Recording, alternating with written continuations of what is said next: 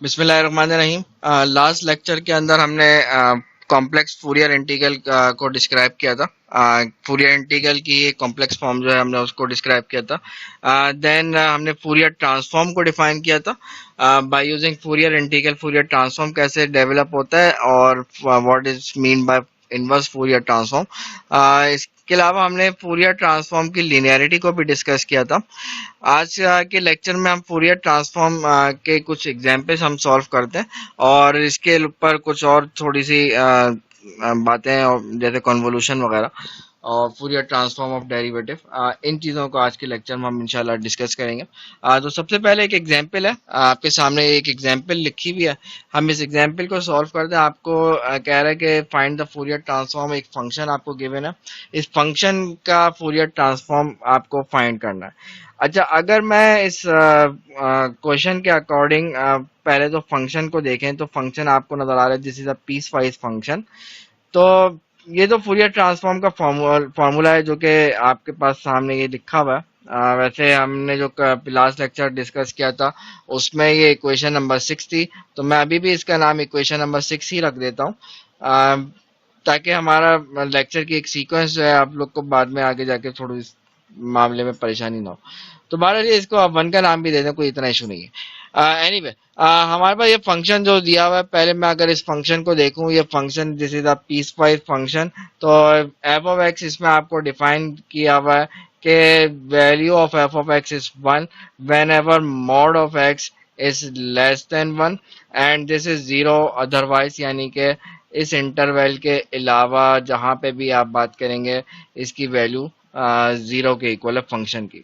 अच्छा, mod x less than one के बारे में हमें पता है कि अगर मैं इस चीज के बारे में आपसे बोलूं व्हाट इज दिस, तो इसका मतलब है mod x less than one के according to the property of absolute function, absolute values का।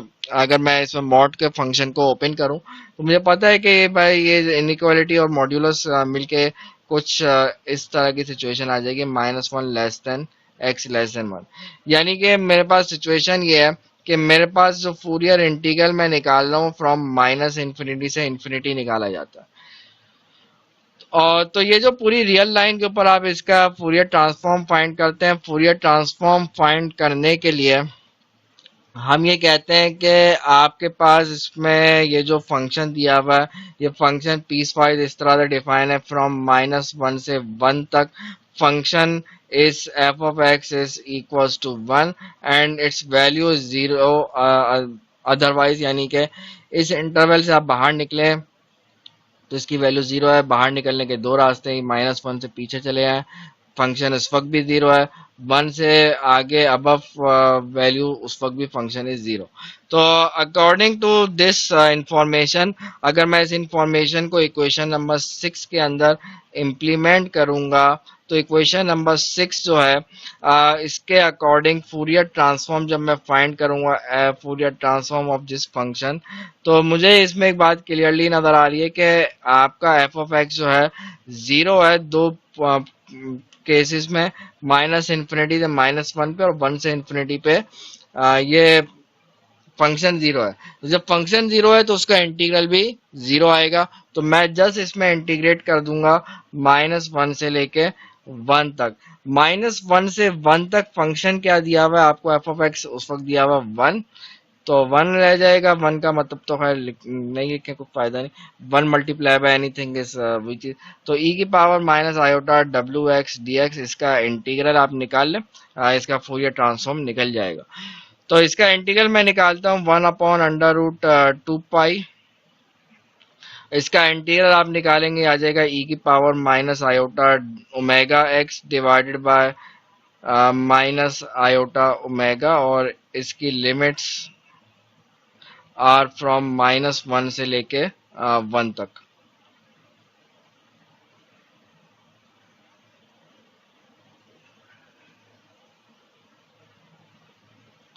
अब जो है मैं इसमें ये करता हूं कि इस पे फर्दर लिमिट्स अप्लाई करूंगा। ये बन जाएगा one upon square root of two pi, और इस पे आप जब लिमिट्स अप्लाई करेंगे, अच्छा माइनस, मैं इसको अगर इधर लिख दूं minus one upon minus iota omega, या एक काम ये करते हैं, थोड़ा सा काम को और सिंप्लीफाई करते हैं। अपर लिमिट की वजह से तो ये पॉजिटिव आता है, लेकिन ये माइनस में चली जाएगी। इस पे आप जब लोअर लिमिट अप्लाई करेंगे ये तो आ जाएगा ई की पावर आयोटा ओमेगा हो जाएगा, माइनस ई की पावर माइनस आयोटा ओमेगा आ जाएगा। तो ये हमारे पास बन गई है सिचुएशन। और अगर आप इसको सिंप्लीफाई करें तो आपको अगर रिकॉल करें, हमने साइन फंक्शन का जब डिस्कस किया था चैप्टर नंबर 13 में, कॉम्प्लेक्स एनालिसिस का जो चैप्टर 13 था, उसमें जब ट्रिग्नोमेट्रिक फंक्शन का कॉन्सेप्ट पढ़ा था, तो उसमें हमने साइन फंक्शन को डिफाइन किया था कि sine z is equal to होता है ई की power iota z minus e की power minus iota z divided by 2 iota. तो देखा जाए मेरे पास ये जो ब्रैकेट लिखा हुआ है विद दिस आयोटा, ये मेरे पास बन क्या जाएगा 1/√2 पाई। और ये जो ब्रैकेट पर लिखा हुआ है, ये ब्रैकेट में, अच्छा ओमेगा भी इधर लिख देता हूँ मैं, इधर ये भी आएगा। मेरे पास ब्रैकेट में आ जाएगा साइन ओमेगा, और डिवाइड बाय 2 होता है तो ये 2 साइन ओमेगा रह जाएगा। तो ये 2 साइन ओमेगा है, तो ये आ जाएगा आपका √2/पाई। और ये हमारे पास sine omega over omega. So this is the Fourier transform of the given function. This will be equals to √π/2। ये हमने एक क्वेश्चन, एक एग्जांपल हमने इसकी सॉल्व की फोरियर ट्रांसफॉर्म की। अब इसकी एक एग्जांपल और है जो कि हम इसको सॉल्व करते हैं।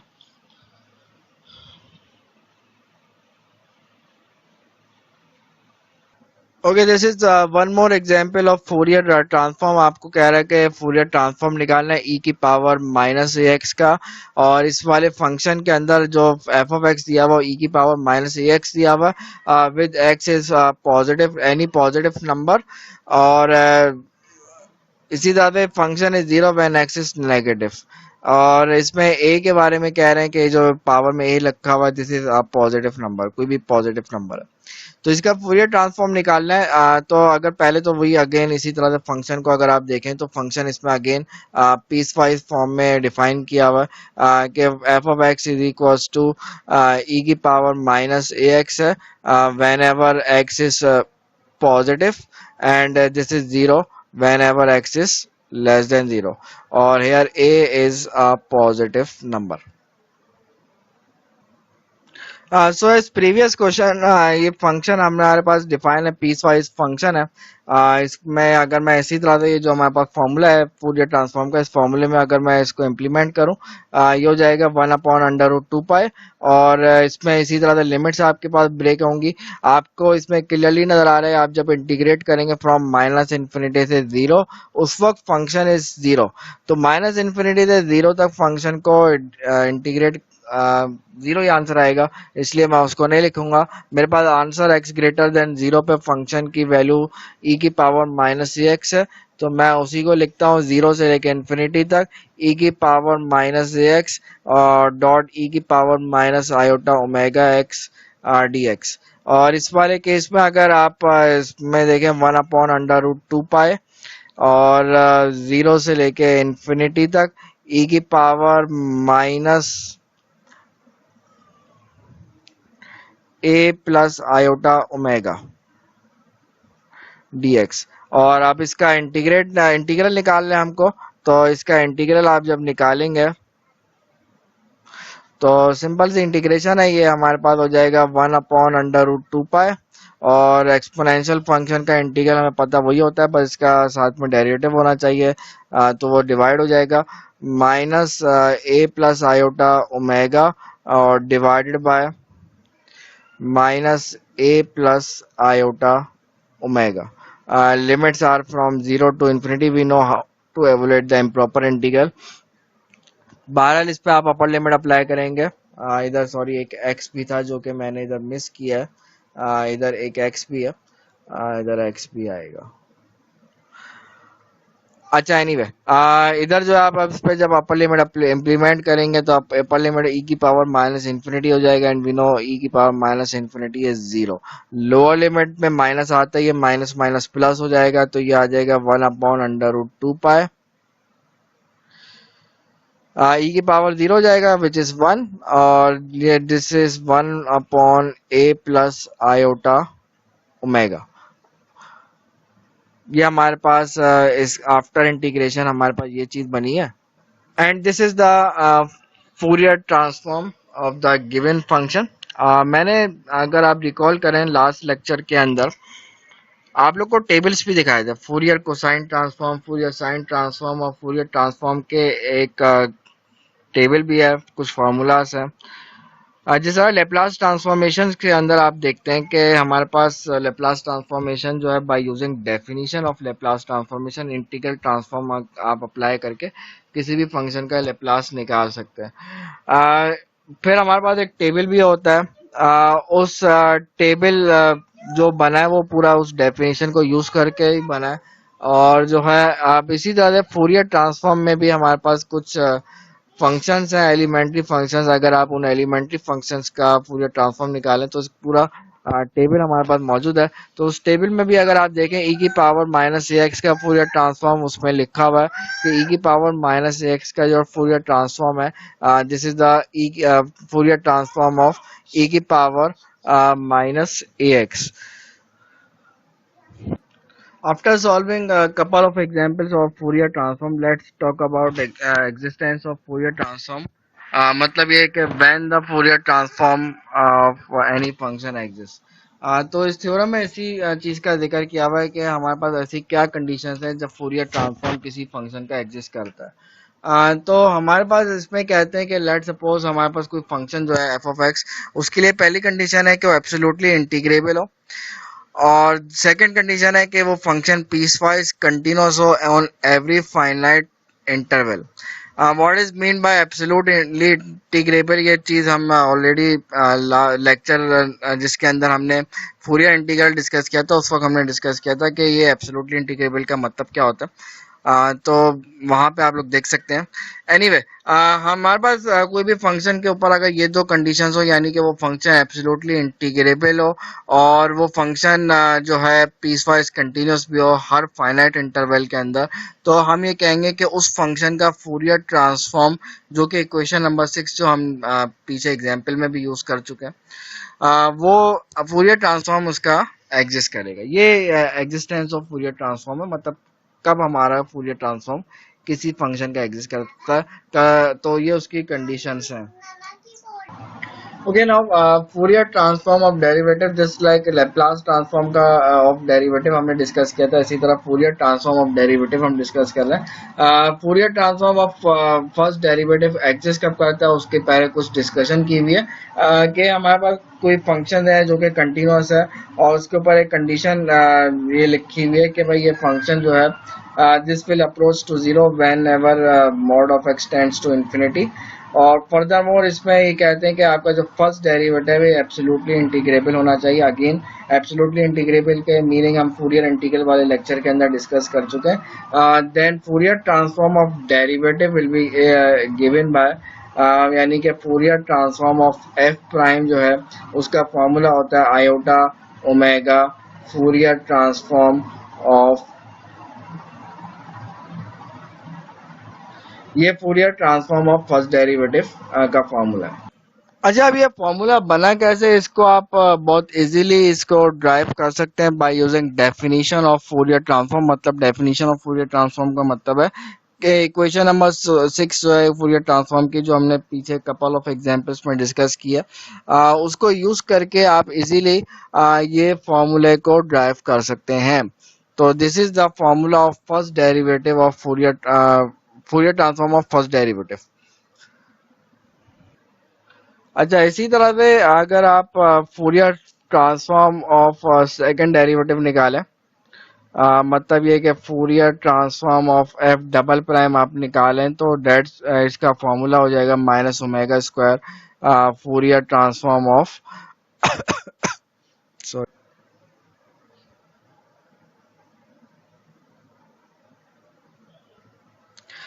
ये हमारे पास आ गया, मतलब सेकंड डेरिवेटिव को फूरियर ट्रांसफॉर्म इसी तरह से आप इसको मजीद जर्नलाइज कर सकते हैं।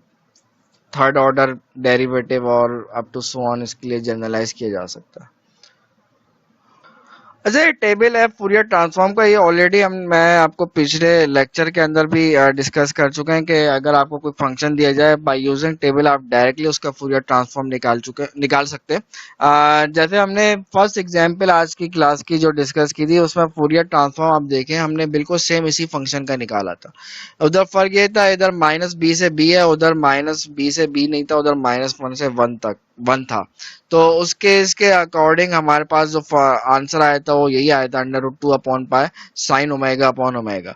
और सिमिलरली एक और एग्जांपल हमने जो नेक्स्ट एग्जांपल हमने सॉल्व की थी वो फॉर्मूला नंबर 5 था। बिल्कुल यही फॉर्मूला नंबर 5 हमने एक तरीके से ड्राइव किया था, या ये कह लें कि हमने इस फंक्शन इसी सेम फंक्शन का फूरियर ट्रांसफॉर्म निकाला था और आपने देखा था यही फूरियर ट्रांसफॉर्म बना था। तो ये हमारे पास कुछ इसमें आप देख सकते हैं फॉर्मूला से, अगर आपके पास टेबल गिवन हो तो आप इजीली फूरियर ट्रांसफॉर्म्स इन फंक्शंस का निकाल सकते हैं जो कि फंक्शंस टेबल के अंदर मौजूद है। अब एक एग्जांपल है, हम उस एग्जांपल को जरा सॉल्व करते हैं। उसमें कुछ टेबल के ऊपर ही वर्किंग हम करेंगे, मतलब टेबल से रिजल्ट हम डायरेक्टली यूज करेंगे उस एग्जांपल में। और ये जो हमने अभी कॉन्सेप्ट पढ़ा फूरियर ट्रांसफॉर्म ऑफ डेरिवेटिव का वो कॉन्सेप्ट भी उस एग्जांपल के अंदर यूज करेंगे। तो लेट्स स्टार्ट एन एग्जांपल। इस एग्जाम्पल को अगर आप देखें तो इसमें इन्होंने कहा है कि फूरियर ट्रांसफॉर्म निकालना है इस फंक्शन का, और इसमें इन्होंने आगे चल के ये भी बोला हुआ है फ्रॉम टेबल, कुछ उसके नंबर दिया हुआ है। ये टेबल वही जो बुक है, जो हमारी जो टेक्स्ट बुक है, उसमें टेबल नंबर 3 जो मैंने अभी आपको शो किया था थोड़ी देर पहले, उसी टेबल का ये कह रहे हैं कि उस टेबल को भी यूज करके आप इसका फूरियर ट्रांसफॉर्म निकालें। अगर आप उस टेबल को देखें डायरेक्टली इस तरह का कोई फंक्शन टेबल में आपको नहीं मिलेगा, लेकिन मुझे एक चीज का आइडिया है कि अगर मैं पास एक फंक्शन दिया हुआ है माइनस हाफ ई की पावर माइनस एक्स स्क्वायर, अगर मैं आपसे बोलूं कि ये जो फंक्शन गिवन है find the derivative of this function, या कह लें कि चले मैं अगर इसको इस तरह से बात कर लूं कि फाइंड द डेरिवेटिव, क्योंकि हमें पता है कि डेरिवेटिव जो है कांस्टेंट कोफिशिएंट जो होता है उस पर डिपेंड नहीं करता, तो मैं कह रहा हूँ भाई आप इसका डेरिवेटिव निकालें। तो वी नो डैट इसका डेरिवेटिव जो आएगा दैट विल बी ई की पावर माइनस एक्स स्क्वायर और multiply by minus two x आएगा और माइनस माइनस कैंसिल हो जाएगा, टू से टू कैंसिल हो जाएगा, तो ये हमारे पास चीज बचेगी। तो यानी कि आपके पास इस चीज का जो डेरिवेटिव वही आएगा। यानी कि अगर मैं आपको क्वेश्चन के अकॉर्डिंग आप देखें तो फूरियर ट्रांसफॉर्म आपको निकालना है एक्स ई की पावर माइनस एक्स स्क्वायर का।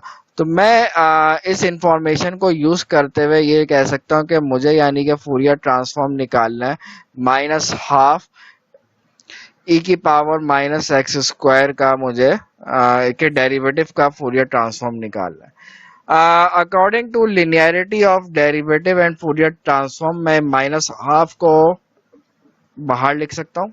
डेरिवेटिव की में भी फंक्शन डेरिवेटिव का जो ऑपरेटर है वो भी लीनियर ऑपरेटर होता है, फूरियर ट्रांसफॉर्म का ऑपरेटर भी लीनियर होता है, तो ये माइनस हाफ को आप इसको बाहर लिख सकते हैं। अच्छा, इसी तरह से फूरियर ट्रांसफॉर्म ऑफ हमारे पास बाकी बचा है ई की पावर माइनस एक्स स्क्वायर का डेरिवेटिव का फूरियर ट्रांसफॉर्म। अभी जो हमने रिसेंटली पीछे फॉर्मूला डिस्कस किया, अकॉर्डिंग टू दैट फॉर्मूला मेरे पास इसका हो जाएगा iota omega of Fourier transform of this function, यानी कि व्हाट फंक्शन ई की पावर माइनस एक्स स्क्वायर का डेरिवेटिव।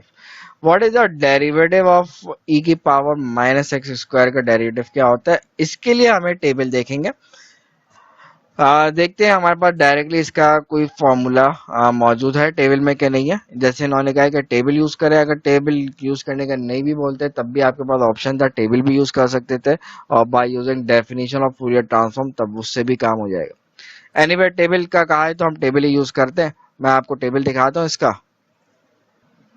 ओके, फॉर्मूला नंबर 9 अगर आप देखें लिखा हुआ ई की पावर माइनस एक्स स्क्वायर, इसका फूरियर ट्रांसफॉर्म। तो वही है, इधर हमारे पास जो केस हमारे पास जो दिया हुआ है उसमें a इज 1, तो e की पावर माइनस एक्स स्क्वायर का डेरिवेटिव हो जाएगा 1/√2 e की power minus omega square upon 4। तो मैं इस चीज को यहाँ पे यूज करता हूँ, इस फॉर्मूले को यहाँ पे यूज करता हूँ। ये iota omega as it is रहेगा। ये तो साथ साथ चल रहा है। इसका फॉर्मूला है 1/√2, और इसके अलावा ये हो जाएगा, आगे क्या था, तो ये हमारे पास फाइनली फूरियर ट्रांसफॉर्म निकाल लिया। फाइनली आप ज्यादा से ज्यादा ये कर लीजिएगा, 2 और √2 को साथ कर लीजिएगा। बहरहाल फूरियर ट्रांसफॉर्म निकालना था इसका, और इसमें आपने देखा हमने डेरिवेटिव का कॉन्सेप्ट को भी यूज किया, फूरियर ट्रांसफॉर्म ऑफ डेरिवेटिव के कॉन्सेप्ट को। इसके अलावा हमने टेबल को भी यहाँ पे यूज करना देखा कि अगर फंक्शन दे दिया जाए जो कि डायरेक्टली अगर उसका टेबल में फॉर्मूला मौजूद है तो उसको आप डायरेक्टली यूज कर सकते हैं, जैसे इधर मौजूद था। x इंटू ई की पावर माइनस एक्स स्क्वायर का कोई टेबल नहीं था, लेकिन मुझे इस इंफॉर्मेशन के बारे में पता था कि अगर आप इस फंक्शन का डेरिवेटिव लेते हैं तो ये x इंटू ई की पावर माइनस एक्स स्क्वायर आ जाता है। तो वो कॉन्सेप्ट यूज करके मैंने फूरियर ट्रांसफॉर्म ऑफ डेरिवेटिव का कॉन्सेप्ट यूज किया, और देन बाय यूजिंग टेबल इसका फूरियर ट्रांसफॉर्म मैंने डायरेक्टली यहाँ पे निकाल लिया। अब हम नेक्स्ट टॉपिक जो है विच इज कन्वोलूशन। कन्वोलूशन का टॉपिक ऑलरेडी हमने लेप्लास ट्रांसफॉर्म में कन्वोलूशन को हम डिफाइन कर चुके हैं, what is mean by convolution, हमें ये बात पता है। अब आगे चल के this was the concept of convolution की ये डेफिनेशन लिखी है क्वेश्चन नंबर 11 में, जो ऑलरेडी हमने लेप्लास ट्रांसफॉर्मेशन में भी जब हम उसका टॉपिक डिस्कस कर रहे थे उस वक्त हमने ऑलरेडी ये डिफाइन कर चुके हैं। उस वक्त मैंने शायद टी और टॉ का वेरिएबल यूज किया था, इधर एक्स और पी यूज हो रहा है, कोई इशू नहीं है, चीज वही है। आपका कन्वोलूशन इस फॉर्मूले से डिफाइन किया जा सकता है। ये कन्वोलूशन है। अब हमारे पास एफ कन्वोलूशन जी अगर आप निकाल लें तो एफ कन्वोलूशन जी जो है इस फॉर्मूले से निकाला जाता है। और इसमें जो है अगर मैं किसी कन्वोलूशन का फूरियर ट्रांसफॉर्म निकालना चाहूँ तो ये कैसे निकाला जाता है, उसके लिए हमारे पास ये फॉर्मूला सामने लिखा हुआ है कि आपको फूरियर ट्रांसफॉर्म ऑफ कन्वोलूशन निकालना है तो आप फूरियर ट्रांसफॉर्म ऑफ एफ निकालें, फूरियर ट्रांसफॉर्म ऑफ जी निकालें, उनको मल्टीप्लाई कर दें और उसको फिर फाइनली √2 से मल्टीप्लाई कर दें, तो ये convolution of Fourier transform Fourier transform of convolution हमारे पास ये आ जाएगा। अच्छा, अगेन इसकी अगर आप डेरिवेशन देखना चाहें तो डेरिवेशन इज वेरी सिंपल। आप इसमें इक्वेशन नंबर 6 जो हमने ऊपर जिक्र किया उसको यूज करके आप इसको ड्राइव कर सकते हैं कि जो हमने फूरियर ट्रांसफॉर्म ऑफ कन्वोलूशन इसका ये बनता है। तो ये बहरहाल ये इसकी डेरिवेशन आप इसको कर सकते हैं। फाइनली हमारे पास ये स्टेप आ जाता है तो हम ये कहते हैं कि Fourier transform of convolution is this thing. अब जो है अगर इसमें मैं दोनों साइड पे फूरियर इनवर्स ले लूं, इनवर्स ट्रांसफॉर्म ले लूं, तो हमारे पास कन्वोलूशन जो है इस फॉर्मूले ये इक्वेशन नंबर 13 भी बन जाती है। और ये कहते हैं कि इक्वेशन नंबर 13 जो है कन्वोलूशन के एक तरीके से नई डेफिनेशन है, और इस डेफिनेशन को यूजुअली पीडीईस को सॉल्व करने में यूजफुल होती है। बहरहाल अभी हमारा ये टॉपिक नहीं है, हम जो है इसको यहीं पे आज के लेक्चर को यहीं पे स्टॉप करते हैं। आज के लेक्चर में हमने फूरियर ट्रांसफॉर्म के ऊपर फर्दर कुछ डिस्कशन की है। नेक्स्ट लेक्चर में हम इंशाल्लाह फास्ट फूरियर ट्रांसफॉर्म और डिस्क्रीट फूरियर ट्रांसफॉर्म को इंशाल्लाह डिस्कस करेंगे, जिसे आप डीएफटी और एफएफटी का नाम देते हैं, discrete Fourier transform and fast Fourier transform. तो फिलहाल आज के लिए लेक्चर के लिए इतना ही है।